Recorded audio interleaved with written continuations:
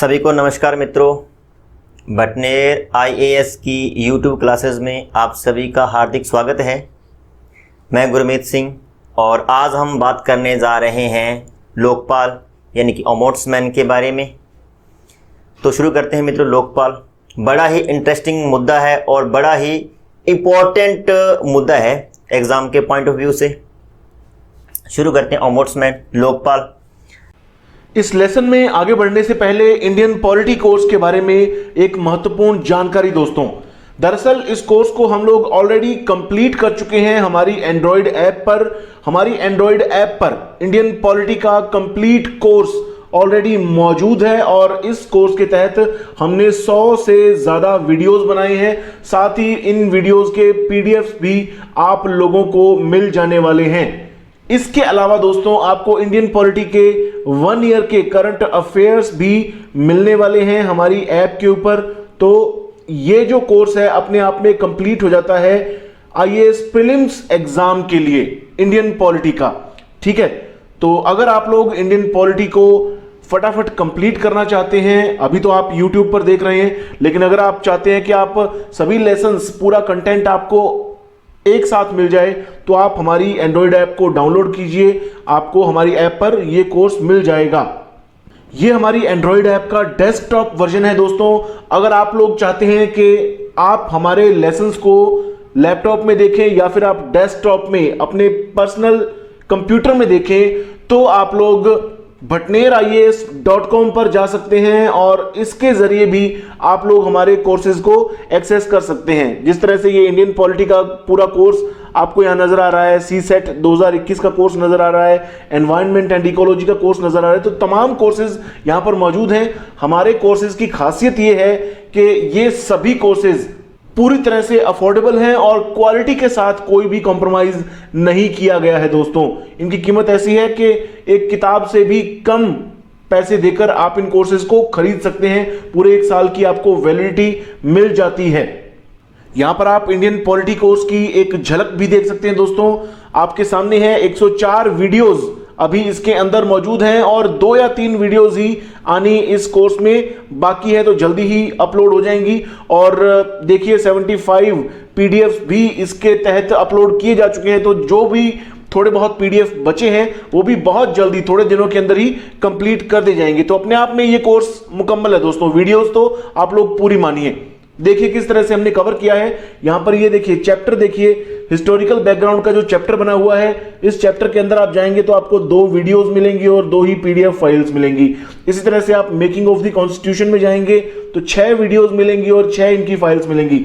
इसी तरह से देखिए फंडामेंटल राइट्स के आप चैप्टर में जाएंगे तो इसके अंदर 5 वीडियोस आपको मिलने वाली हैं और 6 इनकी पीडीएफ फाइल्स मिलने वाली हैं। तो इस तरह से तमाम चीजें बहुत ही व्यवस्थित तरीके से आपको हमारे इस कोर्स के तहत हमारी ऐप पर मिलने वाली हैं। तो ये दोस्तों हमारा कोर्स रहेगा इंडियन पॉलिटी का। उम्मीद करते हैं कि अगर आप लोग चाहते हैं फटाफट इस कोर्स को देखना मुकम्मल तरीके से पीडीएफ के साथ, तो आप हमारी ऐप डाउनलोड करेंगे और इस कोर्स को हासिल करेंगे। बहुत ही नॉमिनल प्राइस में आपको ये कोर्स वहां पर मिलने वाला है। 260 महज 260 रुपए देकर आपको ये कोर्स कंप्लीटली मिल जाने वाला है, जिसमें आपको तमाम वीडियोस और पीडीएफ मिल जाने वाले हैं।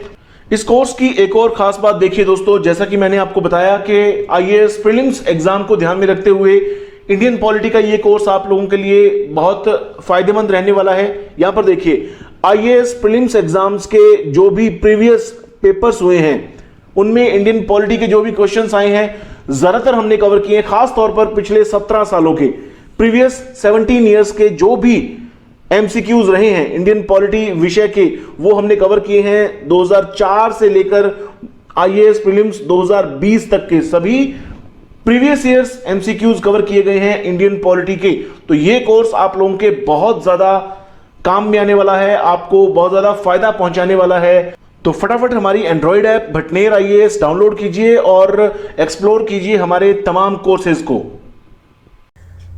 सबसे पहला अगर हम शब्द बात करें ओम्बुड्समैन, तो विश्व का सबसे पहला ओम्बुड्समैन स्थापित किया गया था स्वीडन में, और स्वीडन में ये स्थापित किया गया था 1809 ईस्वी में। प्रश्न आ जाएगा कि विश्व का सबसे पहला ओम्बुड्समैन किस देश द्वारा लागू किया गया या स्थापित किया गया या फिर गठित किया गया, ऐसा कोई प्रश्न आ जाए तो उसका उत्तर होगा स्वीडन। और अगर वो सन की बात करें तो 1809। भारत में इस संदर्भ में एक शब्द है लोकपाल। लोकपाल और अमूर्ट्समैन अलग अलग शब्द नहीं है, एक ही है। इसी अमूर्ट्समैन का जो भारतीय संस्करण है वो क्या है? लोकपाल। यानी अमूर्ट्समैन को ही भारत में हमने क्या नाम दे दिया? लोकपाल। पहली बात तो ये हो गई कि लोकपाल क्या है? स्वीडन में जो अमूर्ट्समैन है उसी का भारतीय संस्करण क्या है? लोकपाल है। दूसरा जो सबसे इंपॉर्टेंट फैक्ट है, जहां पर अधिकांश लोग गलती करते हैं, अधिकांश लोग क्या, मैं आपको बता दूं, मीडिया और पत्रकारों ने भी इस शब्द को बोलते हुए बहुत बड़ी गलती की थी। मैं आपको बताता हूं कहां पे गलती की और क्या बोला। लोकपाल एक संस्था है, एक संस्था है, लोकपाल एक पद नहीं है। अभी आपको पता है कि वर्तमान में जो हमारे जो लोकपाल के जो सभापति हैं या चेयरमैन हैं वो माननीय पिनाकी घोष जी हैं। जब उनकी नियुक्ति हो रही थी, क्योंकि वे पहले लोकपाल के पहले अध्यक्ष हैं, जब उनकी नियुक्ति हो रही थी तो अधिकांश मीडिया कर्मियों ने, पत्रकारों ने ये कहा कि भारत का पहला लोकपाल, भारत का पहला लोकपाल, भारत का पहला लोकपाल पिनाकी घोष। गलत, बिल्कुल गलत, टोटली गलत बोला। पिनाकी घोष जी पहले लोकपाल नहीं है, क्योंकि लोकपाल कोई पद नहीं है, लोकपाल एक संस्था है। अगर हम ऐसे बोल दें कि वेंकैया नायडू जी राज्यसभा है तो गलत हो जाएगा ना। वेंकैया नायडू जी राज्यसभा थोड़ी ना है, वे तो राज्यसभा के सभापति हैं। ठीक वैसे ही पिनाकी घोष जी जो हैं वो लोकपाल जो संस्था है उसके चेयरमैन हैं, उसके सभापति हैं। तो यहां से एक बात क्लियर कर लेना कि लोकपाल कोई पद नहीं है, लोकपाल एक संस्था है। और इसमें कुल जो 9 सदस्य हैं, एक सभापति होता है और 8 अन्य सदस्य होते हैं। इस बात को अपने दिमाग में अच्छे से बैठा लेना। प्रश्न आ सकता है बड़ा सिंपल सा कि लोकपाल एक पद है, लोकपाल एक संस्था है, लोकपाल पद व संस्था दोनों हैं, ऐसे करके। तो वो केवल और केवल एक संस्था है। अब शुरू करते हैं लोकपाल के बारे में, जो पूरा इसका इतिहास है, कैसे भारत में लोकपाल आया, लोकपाल की क्या संरचना है, क्या स्ट्रक्चर है, इसमें कौन कौन सदस्य होते हैं, उनकी क्या क्वालिफिकेशन होती है, उन सब के बारे में हम विस्तार से क्रम बाई क्रम चर्चा करेंगे। सबसे पहले हम बात करेंगे लोकपाल के इतिहास की कि भारत में लोकपाल आया कैसे। पहला तो जो हमने जैसे जिक्र कर लिया कि अमूर्ट्समैन है और उसी का जो भारतीय संस्करण है लोकपाल है। अगर आपसे प्रश्न पूछ लिया जाए कि लोकपाल शब्द दिया किसने, तो लोकपाल जो शब्द दिया है वो दिया है भारत के एक जो विधिवेता है लक्ष्मीमल सिंधवी द्वारा। लक्ष्मीमल सिंधवी द्वारा लोकपाल शब्द दिया गया। यहां पे 2-3 फैक्ट हैं, पहले मैं दोनों 2-4 जो फैक्ट हैं उनकी बात कर लूं। शब्द जो दिया गया लोकपाल वो दिया गया लक्ष्मीमल सिंधवी जी द्वारा। दूसरा, लोकपाल जैसी संस्था भारत में होनी चाहिए, इस मुद्दे को उठाने वाला प्रथम व्यक्ति भारत में कौन है, तो वो है के.एम. मुंशी जी। सर्वप्रथम 1960 में संसद में इस बात को उठाने वाले, इस मुद्दे को हाईलाइट करने वाले सबसे पहले व्यक्ति हैं के.एम. मुंशी। उसके बाद में 1966 में प्रथम प्रशासनिक सुधार आयोग, प्रथम प्रशासनिक सुधार आयोग 1966 का गठन किया गया, जिसके अध्यक्ष बनाया गया मोरारजी देसाई को। मोरारजी देसाई को जिसका अध्यक्ष बनाया गया। लेकिन आपको आइडिया होगा कि बाद में मोरारजी देसाई को उप प्रधानमंत्री का पद दे दिया गया था और बाद में इस प्रशासनिक सुधार आयोग के जो अध्यक्ष बने थे वो बने थे के हनुमंतया इसके अध्यक्ष बने थे। और इस आयोग ने सरकार को ये सिफारिश की, सरकार के सामने अपने विचार रखे, अपनी अनुशंसाएं रखी और सरकार को कहा कि हमें एक लोकपाल जैसी संस्था का निर्माण करना चाहिए, हमें लोकपाल बनाकर उसको लागू करना चाहिए। तो यहाँ पे 3 फैक्ट हो गए, वैसे देखें तो 4 हो गए। सबसे पहले हम बात करते हैं अमूर्ट्समैन की, और इसका जो भारतीय संस्करण है वो है लोकपाल। लोकपाल शब्द दिया किसके द्वारा? लक्ष्मीमल सिंधवी जी द्वारा ये शब्द दिया गया। संसद में लोकपाल संबंधित जो मुद्दा था उसको हाईलाइट करने का जो श्रेय जाता है वो जाता है के.एम. मुंशी को। सबसे पहले के.एम. मुंशी जी ने इस मुद्दे को संसद में उठाया। बाद में सरकार ने प्रथम प्रशासनिक सुधार आयोग का गठन किया 1966 में, और जिसके अध्यक्ष थे मोरारजी देसाई। इसमें प्रधानमंत्री हमारी थी इंदिरा गांधी। 1966 में जो प्रशासनिक सुधार आयोग बनाया गया, बाद में चूंकि मोरारजी देसाई को उप प्रधानमंत्री का पद दे दिया गया था, अतः इसके अध्यक्ष बने के हनुमंतैया। और इस आयोग ने जो अपनी रिपोर्ट रखी उसमें साफ साफ ये कहा गया था कि हमें लोकपाल जैसी संस्था का निर्माण कर देना चाहिए। प्रशासनिक सुधार के लिए भी और भ्रष्टाचार को रोकने के लिए भी इस संस्था की बहुत ज़्यादा आवश्यकता है। और इसी सिफारिश को मानते हुए सबसे पहले मई 1968 में संसद में इस संबंध में प्रस्ताव रखा गया। भारत में लोकपाल जैसी संस्था का निर्माण करने के लिए, लोकपाल जैसी संस्था गठित करने के लिए पहला जो बिल रखा गया, पहला जो प्रस्ताव रखा गया संसद में, वो रखा गया था मई 1968 में। लेकिन यह प्रस्ताव सफल नहीं हो सका, या मैं यूं कहूं कि यह प्रस्ताव पारित नहीं हो सका। लेकिन ये भारतीय संवैधानिक इतिहास का एकमात्र ऐसा मुद्दा है जिसमें एक नहीं, दो नहीं, तीन नहीं, लगभग 10 बार इस संबंधित प्रस्ताव लगातार संसद में रखे गए, लेकिन वो किन्हीं वजह से पारित नहीं हो सके। अब हम देखते हैं उसके बारे में। टोटल पहली बार जो रखा गया ये प्रस्ताव, वो रखा गया था मई 1968 में, जो कि पारित नहीं हो सका। उसके बाद इसको समय समय पर संसद में रखते रहे, और अंतिम बार जब ये प्रस्ताव रखा गया था वो रखा गया था अगस्त 2011 में। आपको आइडिया होगा कि उस समय अन्ना हजारे के नेतृत्व में दिल्ली में इस संबंध में धरने प्रदर्शन हो रहे थे। लोकपाल और लोकपाल जैसी संस्था की लगातार डिमांड हो रही थी, और उसी के चलते अगस्त 2011 में ये प्रस्ताव रखा गया, जो कि संसद के दोनों सदनों से 2013 यानी कि दिसंबर 2013 में संसद के दोनों सदनों से अलग अलग पारित हो जाता है, और 1 जनवरी 2014 को इस पर तत्कालीन राष्ट्रपति जी हस्ताक्षर कर देते हैं, और ये बन जाता है लोकपाल अधिनियम 2013। लोकपाल अधिनियम 2013 बनकर तैयार हो गया जब राष्ट्रपति जी ने 1 जनवरी 2014 को इस पर हस्ताक्षर किए, और जनवरी 2014 में ही यह जो अधिनियम था वो लागू हो गया था।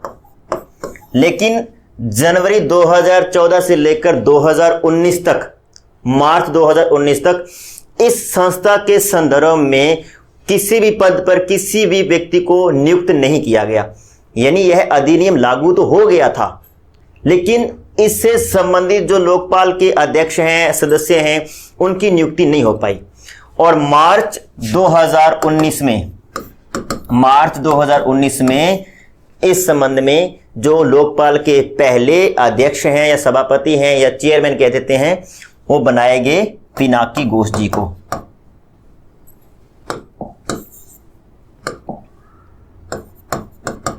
पिनाकी घोष जो कि सर्वोच्च न्यायालय के भूतपूर्व न्यायाधीश थे।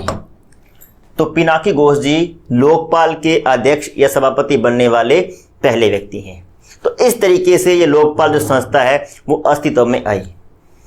अब अपने को देखना है कि लोकपाल अधिनियम 2013 में लोकपाल का क्या स्ट्रक्चर है, कितने इसमें अधिकारी होते हैं, कितनी इसकी सदस्य संख्या है, और उनकी नियुक्ति कौन करता है, कैसे करता है, और उस संबंध में क्या प्रावधान है। तो मित्रों, अब हम शुरू करते हैं लोकपाल अधिनियम 2013 में इसके संबंध में जो भी विशेषताएं हैं उसके बारे में।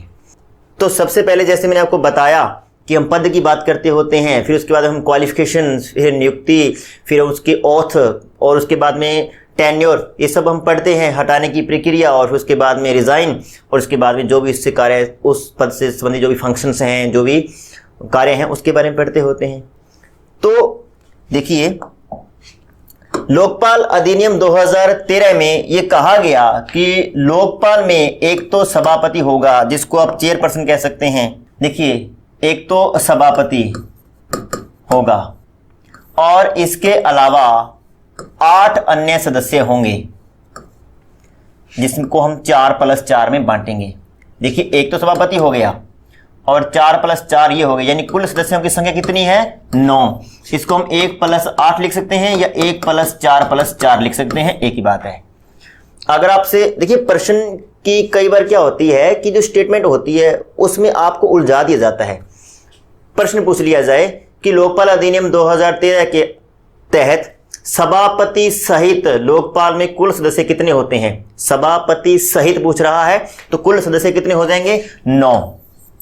और अगर ऐसे पूछ ले कि लोकपाल अधिनियम 2013 के तहत लोकपाल के सभापति के बगैर कुल सदस्यों की संख्या कितनी है, तो कुल सदस्यों की संख्या कितनी हो जाएगी उनके बगैर? 8।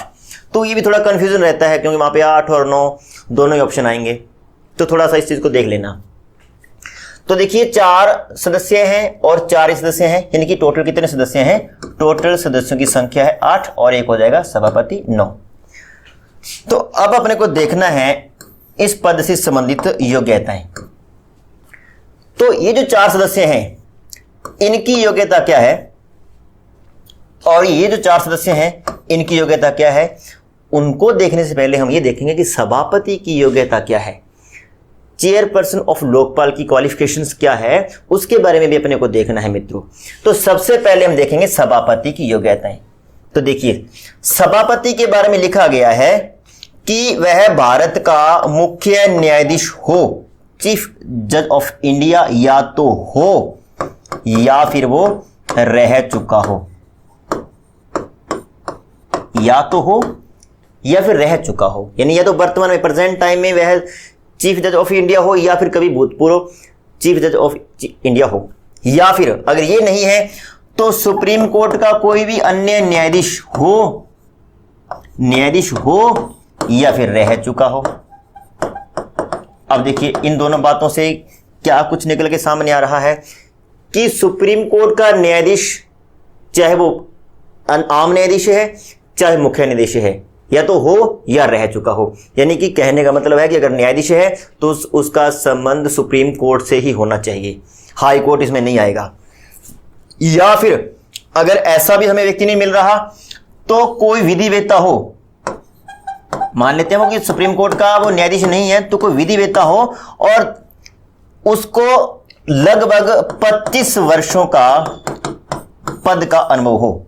विधिवेत्ता में कोई समाज सेवी हो सकता है, कोई सोशल वर्कर हो सकता है, कोई एनजीओ का सभापति हो सकता है, जिसको सामाजिक न्याय के बारे में, आर्थिक न्याय के बारे में, राजनीतिक न्याय के बारे में, प्रशासनिक सेवाओं के बारे में नॉलेज हो। 25 वर्षों तक अगर वो प्रशासनिक अधिकारी है तो कम से कम 25 वर्षों तक उसको प्रशासनिक सेवा का एक्सपीरियंस हो। ऐसे किसी व्यक्ति को ही सभापति के रूप में नियुक्त किया जा सकता है। तो ये तो हो गई मित्रों सभापति की क्वालिफिकेशंस। मैं दोबारा दोहरा दूं कि सभापति के पद पर ऐसे व्यक्ति को अपॉइंट किया जाएगा कि वह या तो सर्वोच्च न्यायालय का मुख्य न्यायाधीश हो या फिर रह चुका हो, या फिर अगर ये नहीं है तो या तो सर्वोच्च न्यायालय का न्यायाधीश हो या फिर रह चुका हो, या फिर कोई आम व्यक्ति हो जो कि विधिवेत्ता होना चाहिए, जिसको सामाजिक न्याय के बारे में, आर्थिक न्याय के बारे में, राजनीतिक न्याय के बारे में या फिर प्रशासनिक सेवा के बारे में कम से कम 25 वर्षों का अनुभव है। तो ऐसे किसी व्यक्ति को भी लोकपाल के सभापति के रूप में नियुक्त किया जा सकता है। तो ये तो होगी सभापति की योग्यता। उसके बाद में मित्रों 4 सदस्य ऐसे होने चाहिए जो कि न्यायिक पृष्ठभूमि से हों। और न्यायिक पृष्ठभूमि का मतलब क्या है कि जिनको कानून के बारे में नॉलेज होना चाहिए। अब देखिए न्यायिक पृष्ठभूमि में कौन कौन आएंगे, इसमें भी दे रखा है अपने को कि न्यायिक पृष्ठभूमि में क्या आएगा। अब न्यायिक पृष्ठभूमि का मतलब है कि वह सुप्रीम कोर्ट का चीफ जज हो या रह चुका हो, यानी सेम है। सुप्रीम कोर्ट का अन्य जज हो या रह चुका हो, या फिर किसी हाई कोर्ट का चीफ जज हो या रह चुका हो, इससे कम नहीं चलेगा। मित्रों देखिए बड़ा ही थोड़ा सा ये पेचीदा मुद्दा है, थोड़ा सा अपने को बड़ा ही इत्मीनान से समझना पड़ेगा कि 4 सदस्य ऐसे होने चाहिए जो कि न्यायिक पृष्ठभूमि से हो। और न्यायिक पृष्ठभूमि को भी यहां पर डिफाइन कर रखा है कि न्यायिक पृष्ठभूमि से क्या मतलब है। न्यायिक पृष्ठभूमि का मतलब है कि वे सुप्रीम कोर्ट के या तो मुख्य न्यायाधीश हों या रह चुके हों, या वो सुप्रीम कोर्ट के अन्य न्यायाधीश हों या रह चुके हों, या फिर वो किसी भी हाई कोर्ट के चीफ जज हों या रह चुके हों। यानी कि हाई कोर्ट का जो आम न्यायाधीश है वो इसमें नहीं आएगा। हमें कम से कम क्या है, कम से कम योग्यता क्या रहेगी कि वो किसी भी हाई कोर्ट का या तो चीफ जज हो या रह चुका हो। इससे कम क्वालिफिकेशन वाले व्यक्ति को हम यहां पे अपॉइंट नहीं कर सकते। तो इस मुद्दे को आप नोट कर लेना। अगर आपसे ये पूछ लिया जाए कि लोकपाल में न्यायिक पृष्ठभूमि से संबंधित सदस्यों की कम से कम योग्यता क्या है, तो कम से कम योग्यता क्या है कि वो किसी न किसी हाई कोर्ट के चीफ जज या तो होने चाहिए या वो कभी भूतकाल में रह चुके हों। हाई कोर्ट का जो आम न्यायाधीश है या कोई अन्य को विधिवेत्ता, ऐसा यहाँ पे कोई उल्लेख नहीं है। अगर यहाँ पे ऐसा लिख दिया जाए कि उसको सामाजिक सेवा का नॉलेज हो, प्रशासनिक पद का उसको अनुभव हो, या वो राष्ट्रपति की नज़र में विधिवेत्ता हो, तो ऐसा यहाँ पर उल्लेख नहीं है मित्रों। तो 4 सदस्य हो जाएंगे न्यायिक पृष्ठभूमि से। अब दूसरे 4 देखिए, दूसरे 4 होंगे जिसमें एक कैंडिडेट होगा एससी का, एक होगा एसटी का, एक होगा ओबीसी का, एक होगी महिला और एक होगा अल्पसंख्यक। अब आप मुझे कहेंगे कि ये तो मैंने 5 कैटेगरी लिख दी जबकि सदस्य यहाँ पे 4 ही हैं। तो ऐसा भी हो सकता है कि जो एससी है वो महिला भी है, जो ओबीसी है वो महिला भी है प्लस अल्पसंख्यक भी है, ऐसा भी हो सकता है। यानी एक व्यक्ति 2 या 3 कैटेगरी को कवर कर सकता है।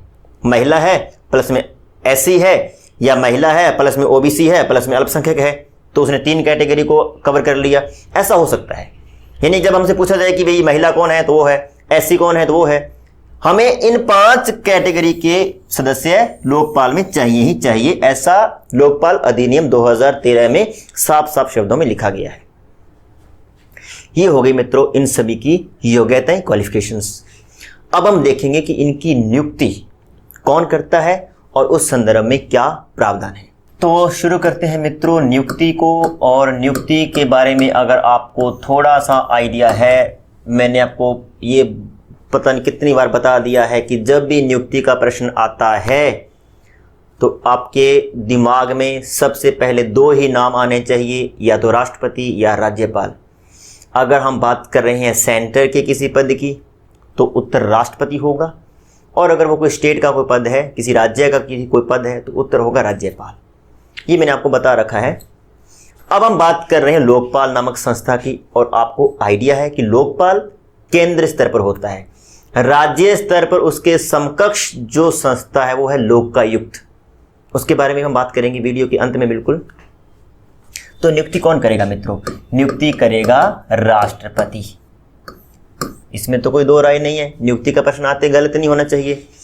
लेकिन राष्ट्रपति नियुक्ति करेंगे तो किसकी सिफारिश पर करेंगे?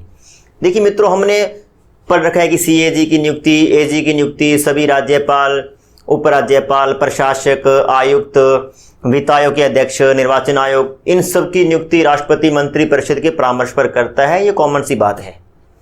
उसके बाद में हमने पढ़ा था कि सर्वोच्च न्यायालय, उच्च न्यायालय के न्यायाधीशों की नियुक्ति राष्ट्रपति जी एक कॉलेजियम की सिफारिश पर करते हैं। 1993 से कॉलेजियम पद्धति को हमने अपना रखा है। 3 जजेस केस के बाद आपको हमने बता दिया पहली वाली वीडियो में। तो अब हम बात करते हैं लोकपाल की। तो लोकपाल में जो सदस्य होते हैं उनकी नियुक्ति क्या मंत्रिपरिषद की सिफारिश पर होती है या इस संदर्भ में कोई कॉलेजियम होता है? तो मित्रों इस संदर्भ में एक समिति होती है, एक कॉलेजियम ही होता है, और उस कॉलेजियम की सिफारिश पर राष्ट्रपति जो हैं वो लोकपाल के सदस्यों की, लोकपाल के चेयरपर्सन की नियुक्ति करते हैं। अब प्रश्न आता है कि इस कॉलेजियम में कौन कौन सदस्य होते हैं? तो मित्रों इसमें होते हैं टोटल 5 सदस्य। कौन कौन से हैं हम उनका जिक्र कर लेते हैं। सबसे पहले इस कॉलेजियम में होंगे प्रधानमंत्री, जो कि इस कॉलेजियम के अध्यक्ष के रूप में काम करेंगे। दूसरा इस कॉलेजियम होंगे लोकसभा के अध्यक्ष। तीसरा होगा इसमें लोकसभा में विपक्ष का नेता। चौथे इसमें होंगे CJI यानी कि चीफ जज ऑफ इंडिया या चीफ जज ऑफ इंडिया के प्रतिनिधि के रूप में अन्य कोई न्यायाधीश। और एक और व्यक्ति होगा मित्रों जिसके बारे में उल्लेख नहीं है, लेकिन ये कोई ना कोई विधिवेत्ता ही होगा। लेकिन ये कौन होगा उसकी हम बात करते हैं। सबसे पहले हम इस कॉलेजियम को पूरा करेंगे, नियुक्ति तो बाद में होगी, लेकिन अभी तक हमें ये तो पता है हमारे पास प्रधानमंत्री है। हम वर्तमान की बात कर लेते हैं। हमारे पास प्रधानमंत्री है, नरेंद्र मोदी जी हैं। लोकसभा में अध्यक्ष हैं, ओम बिरला जी हैं। देखिए लोकसभा में विपक्ष का नेता वाला जो कॉन्सेप्ट है ये थोड़ा सा आजकल उलझा हुआ है, क्योंकि लोकसभा में विपक्ष का नेता बनने के लिए यह आवश्यक है कि उस पार्टी के पास लोकसभा की कुल सदस्य संख्या का 10% सीटें होना अनिवार्य है। अगर 545 सीटें हैं तो कम से कम 55 सीट होना आवश्यक है। लेकिन बीजेपी के बाद या एनडीए के बाद कोई भी ऐसी पार्टी, ऐसा गठबंधन नहीं है जो कि 55 सीटों वाला जो कॉन्सेप्ट है उस पर खरा उतरे। तो विपक्ष का नेता के नाम पर हमारे पास कोई पद नहीं है, सीजे हमारे हैं ही।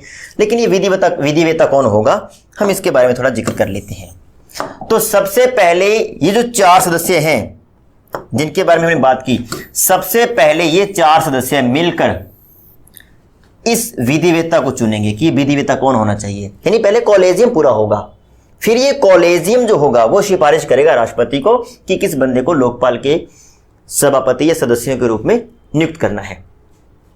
तो सबसे पहले ये चारों जो सदस्य हैं वो मिलकर एक नाम अनाउंस करेंगे कि भाई इस बंदे को इस कॉलेजियम में जोड़ा जाए।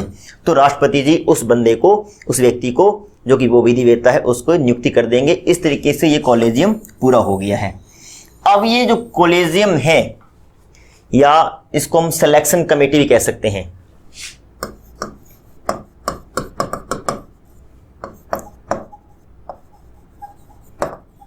सिलेक्शन कमेटी राष्ट्रपति को सिफारिश करेगी कि किस व्यक्ति को लोकपाल के अध्यक्ष और सदस्यों के रूप में नियुक्त करना है, और उसके बाद राष्ट्रपति नियुक्ति करेंगे।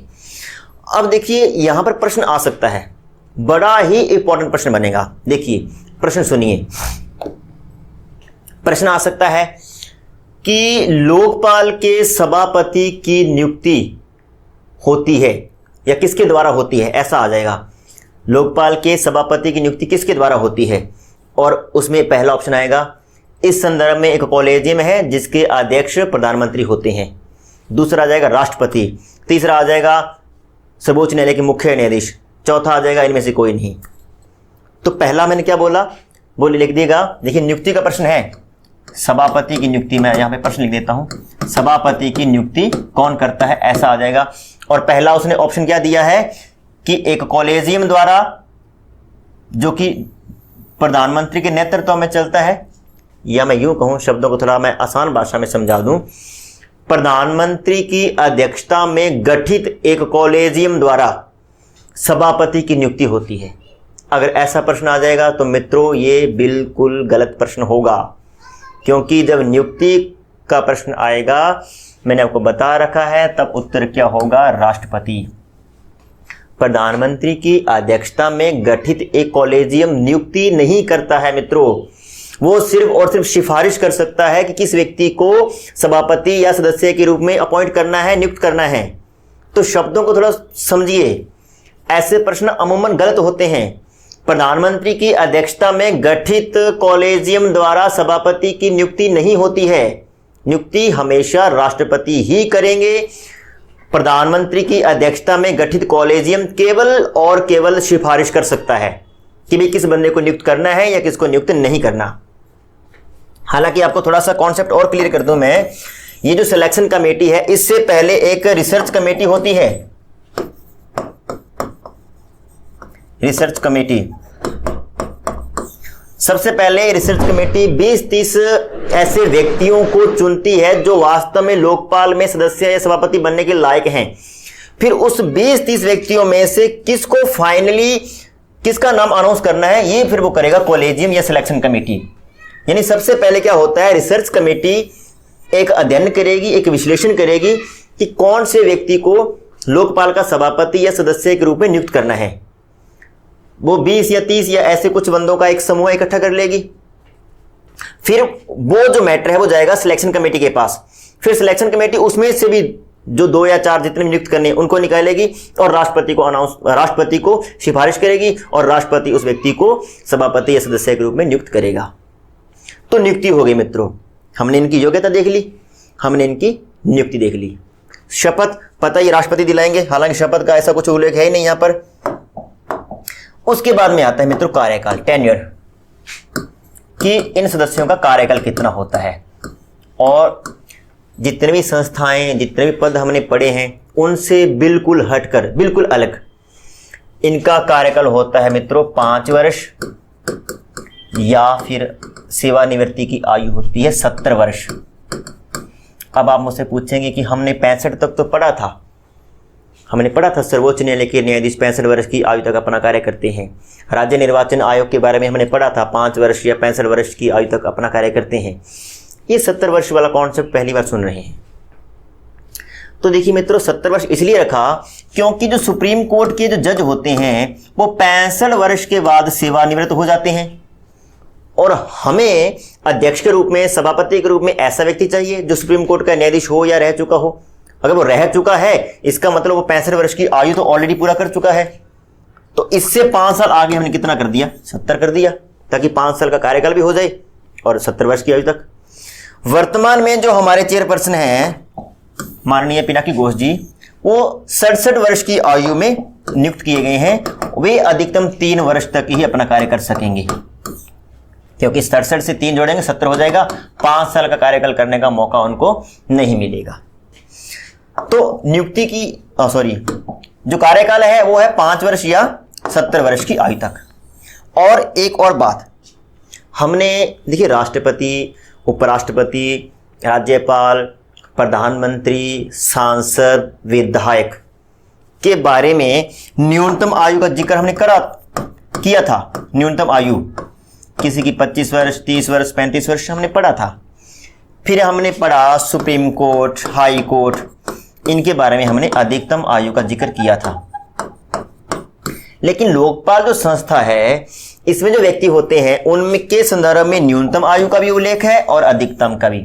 अधिकतम तो लिखा है हमने 70 वर्ष, जबकि न्यूनतम आयु कितनी है मित्रों, न्यूनतम आयु है 45 वर्ष।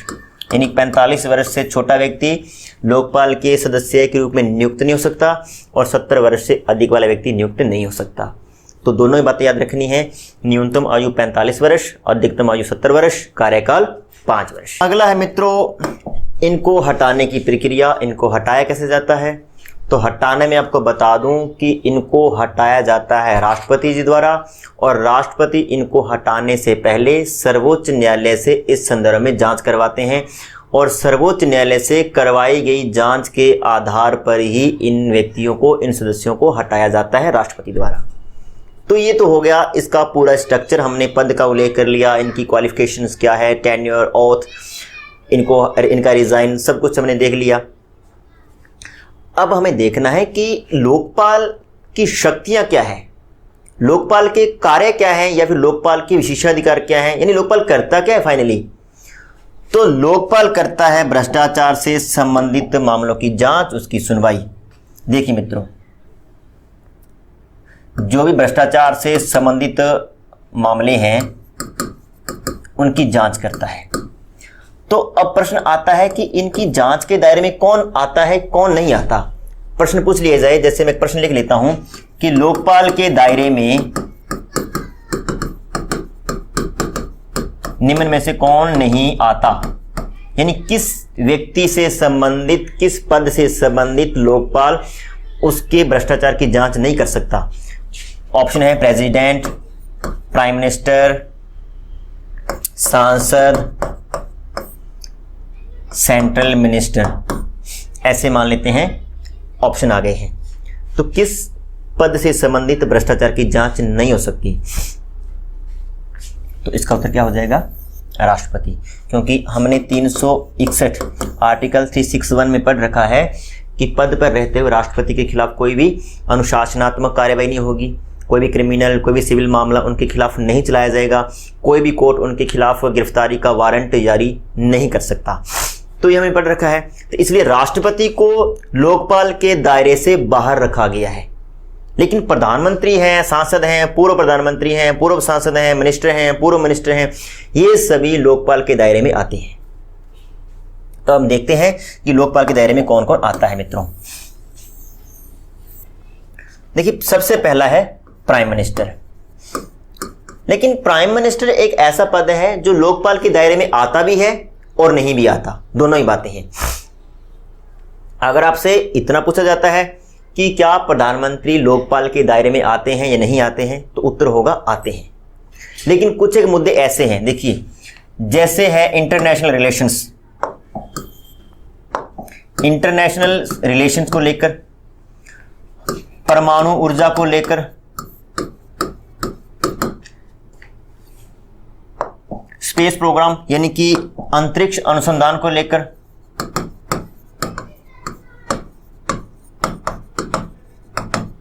अगर कोई मुद्दा है तो वो लोकपाल की आधिकारिता से, लोकपाल के दायरे से बाहर रहेगा। शब्दों को समझने का प्रयास करें। प्रधानमंत्री या फिर पूर्व प्रधानमंत्री दोनों ही आ जाएंगे, प्राइम मिनिस्टर और जो पूर्व प्रधानमंत्री हैं, जो पहले प्रधानमंत्री थे, लोकपाल के दायरे में आते हैं। लेकिन अगर कोई ऐसा मुद्दा है, अगर उसको हम जांच के दायरे में लेके आते हैं तो उससे हमारे इंटरनेशनल रिलेशंस खराब होते हैं, हमारे अंतर्राष्ट्रीय संबंध बिगड़ते हैं, या हमारी परमाणु ऊर्जा है, जो भी हमारे फंक्शंस हैं, कार्यक्रम हैं, जो हमने प्रोग्राम तय कर रखे हैं, उनको किसी तरीके का नुकसान होता है, तो वैसे मामले लोकपाल के दायरे से बाहर रहेंगे। तो इंटरनेशनल रिलेशंस, परमाणु ऊर्जा, अंतरिक्ष अनुसंधान, ये सब कुछ ऐसे फैक्ट हैं जिनको मद्देनजर रखते हुए कुछ सीमा तक हमने प्रधानमंत्री को लोकपाल के दायरे से बाहर रखा है। दूसरे हो जाएंगे यहां पर सभी जो केंद्रीय मंत्री हैं या फिर मंत्री थे, पूर्व मंत्री, लोकपाल के दायरे में आते हैं। अगर इन्होंने किसी भी प्रकार का भ्रष्टाचार किया है या फिर भ्रष्टाचार में संलिप्त हैं तो इनसे संबंधित लोकपाल जांच कर सकता है।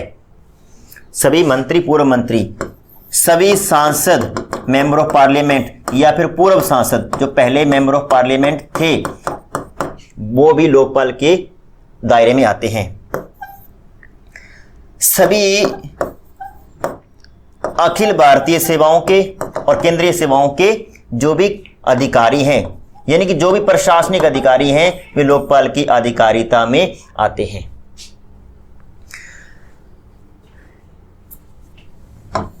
क्लियर? अब इसमें एक बात और नोट कर लेना कि 7 वर्ष से अगर कोई पुराना मुद्दा है, 7 वर्ष पहले किसी ने अगर भ्रष्टाचार कर रखा है, तो उस संदर्भ में लोकपाल के दायरे में वह व्यक्ति नहीं आएगा। यानी कि 7 वर्ष से कोई पुराने मुद्दे हैं उसको लोकपाल नहीं छेड़ेगा, उसमें लोकपाल किसी प्रकार का इंटरफेयर नहीं कर सकता। तो ये है लोकपाल के कार्य, जिसमें देखिए कौन कौन उसके दायरे में आता है। राष्ट्रपति, प्रधानमंत्री आता है, पूर्व प्रधानमंत्री आता है, सभी मंत्री, सभी पूर्व मंत्री, सभी सांसद, पूर्व सांसद, सभी विधायक, सभी विधायक, पूर्व विधायक, सभी राज्य मंत्री, सभी पूर्व राज्य मंत्री, ये सभी लोकपाल के दायरे में आते हैं। अब आगे है कि इन जितने भी हमने ये पदाधिकारी पढ़े, इनके संबंधित भ्रष्टाचार के मामलों की जांच तो लोकपाल कर रहा है, लेकिन क्या सिर्फ और सिर्फ जांच ही करता है? नहीं, जांच भी कर सकता है और लोकपाल इन पदों से संबंधित प्रारंभिक पूछताछ यानी कि इंक्वायरी भी कर सकता है, उनसे पूछ सकता है, और अगर जरूरत पड़े तो विशेष न्यायालयों की स्थापना भी कर सकता है। यानी विशेष न्यायालयों की स्थापना कौन करेगा? लोकपाल ही करेगा। लोकपाल अपने आप में एक ऑटोनॉमी बॉडी है, स्वयं अपने विशेष न्यायालयों की स्थापना करेगा लोकपाल। तो ये लोकपाल का मोटा मोटा स्ट्रक्चर था जिसके बारे में हमने पढ़ लिया। अब आपको यहाँ पे एक चीज और क्लियर कर दूं कि देखिए लोकपाल जो पद है, लोकपाल जो संस्था है, इसका संबंध है केंद्र सरकार से, यानी केंद्र में होता है, और राज्यों में इसी के बराबर, इसी का समकक्ष होता है लोकायुक्त। और लोकायुक्त जो होता है वो होता है राज्य में। लोकायुक्त, हम इसका भी जिक्र कर लेते हैं। लोकायुक्त की स्थापना की अगर हम बात करें, अगर प्रश्न पूछ लिया जाए कि सबसे पहले किस राज्य ने लोकायुक्त गठित किया, तो सबसे पहले जो गठित किया वो किया है उड़ीसा राज्य ने, उड़ीसा ने, और ये किया था 1970 में। लेकिन अगर प्रश्न ऐसे आता है कि सबसे पहले किस राज्य ने लोकायुक्त में नियुक्ति सबसे पहले किसने की, अगर नियुक्ति का प्रश्न आता है तो उसका उत्तर हो जाएगा मित्रों महाराष्ट्र। सबसे पहले नियुक्ति अगर करता है तो वो करता है महाराष्ट्र 1971 में। सबसे पहले नियुक्ति की बात करें तो महाराष्ट्र। 2013 में जब हम लोकपाल अधिनियम 2013 के निर्माण कर रहे थे, 2013 के अंत तक यानी दिसंबर तक लगभग 22 ऐसे राज्य प्लस केंद्र शासित प्रदेश थे जिनमें लोकायुक्त गठित हो चुका था। अगर आपसे प्रश्न पूछ लिया जाए कि 2013 तक कुल कितने राज्य प्लस केंद्र शासित प्रदेश थे जिनमें लोकायुक्त गठित हो चुका था, तो उसका उत्तर होगा 22। सबसे पहले लोकायुक्त कहां पे गठित किया गया, निर्माण कहां पे किया गया लोकायुक्त नामक संस्था का, उड़ीसा में। लेकिन सबसे पहले इस संस्था से संबंधित जो नियुक्ति होती है सबसे पहले वो कौन करता है, महाराष्ट्र। उड़ीसा ने लोकायुक्त तो बना तो लिया लेकिन उस संदर्भ में कोई नियुक्ति नहीं हुई, तो नियुक्ति सबसे पहले कौन करता है, महाराष्ट्र। अब इस पद से संबंधित एक समस्या है, हालांकि काफी सारी समस्याएं हैं लेकिन एक ऐसी समस्या है जो सबसे विकराल है, और वो समस्या ये है कि लोकपाल अपने आप में कोई संवैधानिक संस्था नहीं है, कॉन्स्टिट्यूशनल बॉडी नहीं है, बल्कि क्या है, लोकपाल अपने आप में एक वैधानिक संस्था है। इसको आप वैधानिक कह सकते हैं, इसको आप विधिक कह सकते हैं, या फिर इसको आप सांविधिक भी कह सकते हैं। सांविधिक एक ही बात है। वैधानिक या विधिक उस बॉडी को कहते हैं जिससे संबंधित कोई अधिनियम, कोई एक्ट बन रखा है, और हमने लोकपाल एक्ट 2013 बना रखा है, तो इसलिए क्या है, अपने आप में वैधानिक संस्था है। यह संवैधानिक संस्था कॉन्स्टिट्यूशनल बॉडी नहीं है। इस चीज को थोड़ा याद रखना है। कई मित्र पूछ लेते हैं कि लोकपाल नामक संस्था का उल्लेख संविधान के कौन से आर्टिकल में है, तो आर्टिकल में उल्लेख क्यों होएगा, क्योंकि ये कोई कॉन्स्टिट्यूशनल बॉडी थोड़ी ना है। इस संबंध में हमने अधिनियम बना रखा है, संविधान में ऐसी किसी संस्था का उल्लेख नहीं है। तो इसके साथ ही मित्रों ये मेरा जो लोकपाल वाला जो आज टॉपिक था मेरी तरफ से पूरा होता है। उम्मीद है आप सभी को अच्छे से समझ में आया होगा, अच्छा लगा होगा। अच्छा लगा है तो वीडियो को लाइक, कमेंट और शेयर करें और चैनल को सब्सक्राइब करें। धन्यवाद।